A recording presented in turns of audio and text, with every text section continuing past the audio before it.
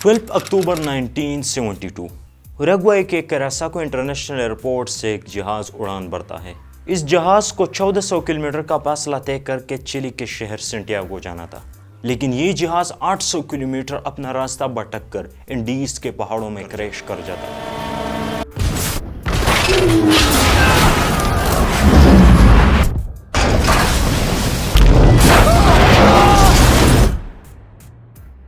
इस जहाज में टोटल 45 पैसेंजर्स थे और ज़्यादातर पैसेंजर ओल्ड क्रिश्चियन क्लब के रग्बी प्लेयर्स थे जिन्हें एक इवेंट के लिए चिली जाना था। ये सफ़र कुछ ज़्यादा लंबा नहीं था। आमतौर पर इस सफ़र में 3 घंटे लगते हैं, लेकिन इस बार कुछ अलग हुआ। इस जहाज को वेनेजुएला से लेकर अर्जेंटीना तक 700 किलोमीटर पर फैली हुई इंडीज़ की पहाड़ियों से ऊपर गुजरना था, और ये खूबसूरत पहाड़ आगे चलकर इस कहानी में विलन का किरदार अदा करेंगे।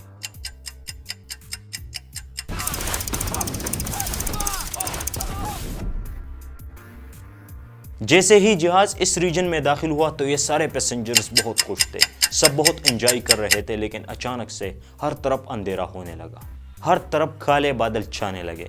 इस तूफान की वजह से इस फ्लाइट का आगे बढ़ना मुश्किल था, तो इस फ्लाइट के पायलट जूलियो पेराडस और इसके एक और जूनियर को पायलट डेंटे लोग्रारा ये डिसाइड करते हैं कि अर्जेंटीना में लैंड किया जाए, और ये रात ये सारे पैसेंजर मेंडोजा शहर में गुजारते हैं। 13 अक्टूबर को जब वो सब देखते हैं कि मौसम साफ हो चुका है, तो ये प्लेन फिर से टेकअप करता है। इस प्लेन ने काफ़ी रास्ता तय कर लिया था और चिली के करीब पहुंच चुका था, लेकिन अभी भी इंडीज के पहाड़ियों में था। अचानक एक बार फिर खतरनाक तूफान आया, हर तरफ अंधेरा होने लगा। प्लेन का बैलेंस पूरी तरह बिगड़ चुका था। पायलट प्लेन को बैलेंस करने के लिए हाइट को कम करता है, लेकिन जैसे ही बादल हटने लगे उनके सामने एक बड़ी चट्टान मौत बनकर खड़ी थी। पायलट फौरन रिएक्शन में आता है, वो कंट्रोल याक को पूरी फोर्स के साथ पुल करता है। एक तरह से वो अपना जोर लगा देता है कि जहाज को इस चट्टान के ऊपर से गुजारे, लेकिन अब तक बहुत देर हो चुकी थी। चट्टान और जहाज के दरमियान कुछ ही मीटर का फासला था। प्लेन का पिछला हिस्सा चट्टान से टकराकर पूरी तरह प्लेन से अलग हो जाता है, और इसके साथ कुछ पैसेंजर हवा में ही उड़ जाते हैं। कुछ टाइम के बाद प्लेन का लेफ्ट विंग एक और चट्टान से टकराता है। कुछ पैसेंजर्स के साथ प्लेन का फ्रंट हिस्सा 800 मीटर स्लाइड करते हुए आखिरी बार टकरा जाता है। ये प्लेन इंडीज के खूबसूरत सफेद पहाड़ों में बेयार और मददगार पड़ा था। अगले 72 दिनों में इंडीज की ये पहाड़ियां इन पैसेंजर्स को बहुत तकलीफ देने वाली थी। वो कैसे, लेट समझते।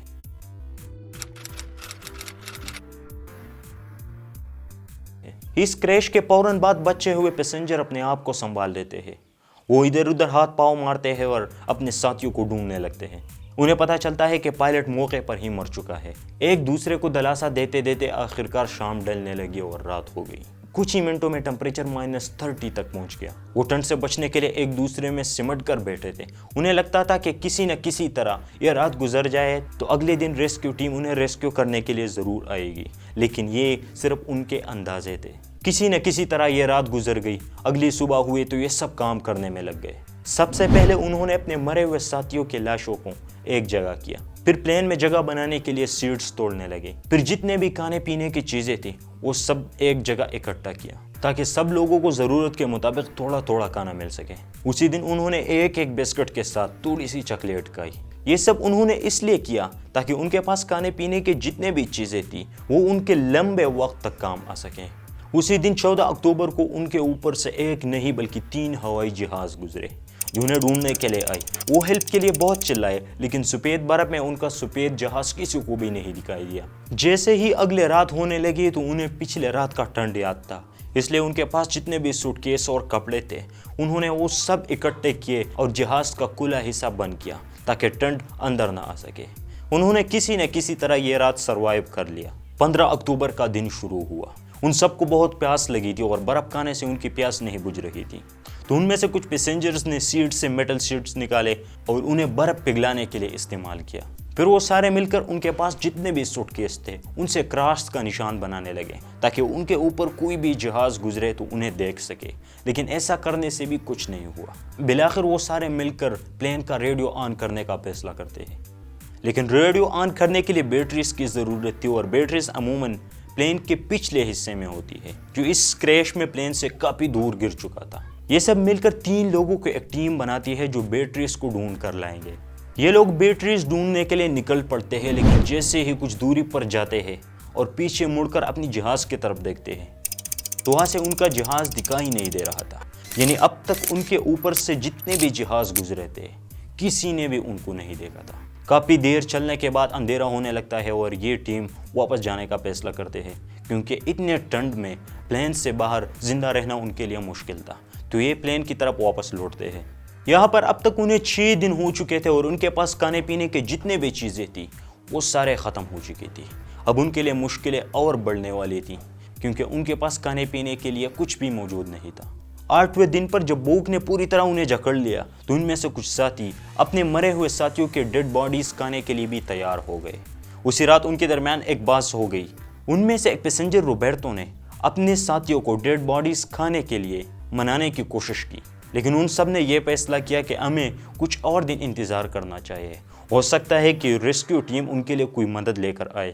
بالآخر ان کے پاس جب کوئی اور چارہ ختم ہوا اور ان کی بھوک حد سے زیادہ بڑھ گئی تو وہ سگریٹ اور شو لیس کھانے لگے۔ جب وہ بھوک سے اس حالت تک پہنچ چکے تھے کہ بالکل مرنے والے تھے تو وہ ایک دوسرے کو اپنا گوشت کھانے کی اجازت دے دیتے ہیں۔ وہ اس حالت پر پہنچ چکے تھے کہ اپنے مرے ہوئے ساتھیوں کے گوشت کھانے کے لیے بھی تیار ہو گئے اور بالآخر انہیں اپنے آپ کو زندہ رکھنے کے لیے یہ بھی کرنا پڑا۔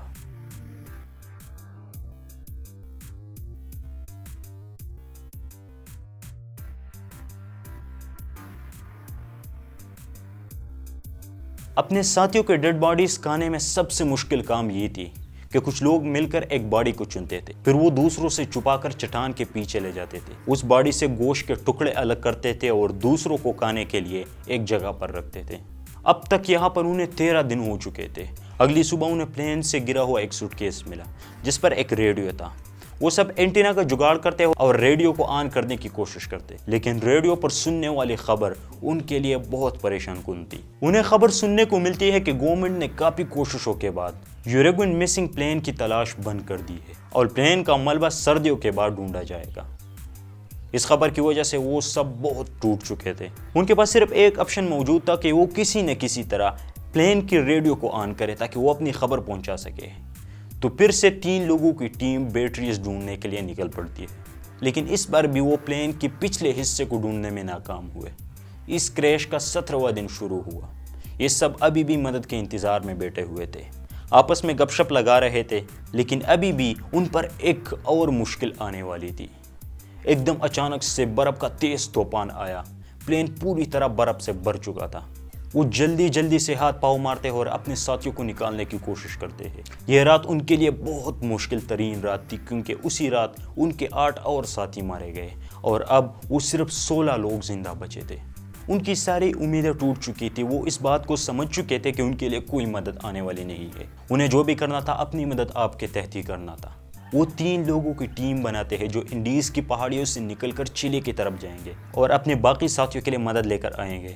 وہ واٹر پروف کپڑے سے سلیپنگ بیگ بناتے ہیں اور نکل پڑتے ہیں۔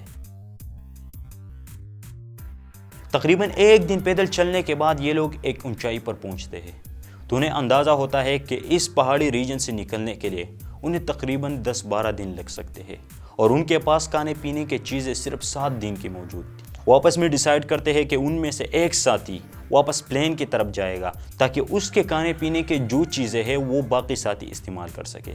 ان میں سے ایک جہاز کی طرف لوٹتا ہے اور باقی 2 اپنے سفر جاری رکھتے ہیں۔ تقریباً 10 دن پیدل چلنے کے بعد وہ دونوں ایک ایسی جگہ پر پہنچتے ہیں جہاں پر برف بہت کم تھا۔ انہیں ایک ندی دکھائی دیتا ہے۔ وہ فوراً دوڑتے ہیں اور ندی سے پانی پینے لگتے ہیں۔ اسی دوران انہیں ندی کے اس پار سے گھوڑے پر بیٹھا ایک شخص دکھائی دیتا ہے۔ یہ دونوں ہیلپ کے لیے چلاتے ہیں، لیکن ندی کے زیادہ شور ہونے کی وجہ سے اس آدمی کو ان کی بات صحیح سنائی نہیں دے رہی تھی۔ یہ دونوں ایک پیپر پر اپنے ساتھ ہوئے سارے واقعوں کو لکھتے ہیں اور اس آدمی کی طرف پھینکتے ہیں۔ یہ آدمی انہیں انتظار کرنے کے لیے کہتا ہے اور وہاں سے چلا جاتا ہے۔ تقریباً 1 دن کے بعد ان کے پاس ایک ریسکیو ٹیم پہنچ جاتی ہے اور وہ ایک ہیلی کاپٹر لے کر اپنے ساتھیوں کو لینے کے لیے پہنچ جاتا ہے اور اسی طرح ان کی دردناک سفر کا اختتام یہیں پر ہوتا ہے۔